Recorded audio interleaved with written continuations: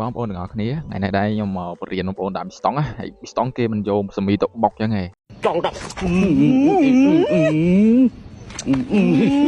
រាប់អត់គេធ្វើចឹងហ៎ចាំមើលខ្ញុំប្រាប់គេយើងចាក់ប្រេងតិចមកចាក់ប្រេងវាល្អិលទៀតអូហើយយើងដកសមីចេញយើងរៀបខ្លាញ់គោបើអត់ដឹងទេចាំមីប្រាប់គេរៀបខ្លាញ់គោមកគេលាបវាសពហើយចាំយើងដាក់វាចូលហើយដាក់ចូលយើងអត់បុកដូចមិញទេបានត្បូងចោល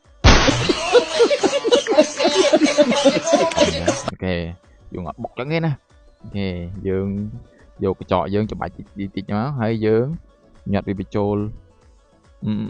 ផ្លឹបមកនេះហើយយើងដាក់លកាមដាក់អីចូលសិនចាំវាបុកមួយលកាមមួយស្នូលកាមហើយយើងយកដៃញុកមកបានតែត្បូងចប់ដែរជំតែអាណាយកសមីទៅបុកមួយប៊ីស្តង់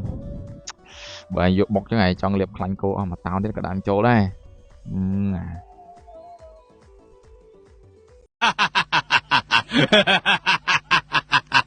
យើងមិនជឿឯងទេ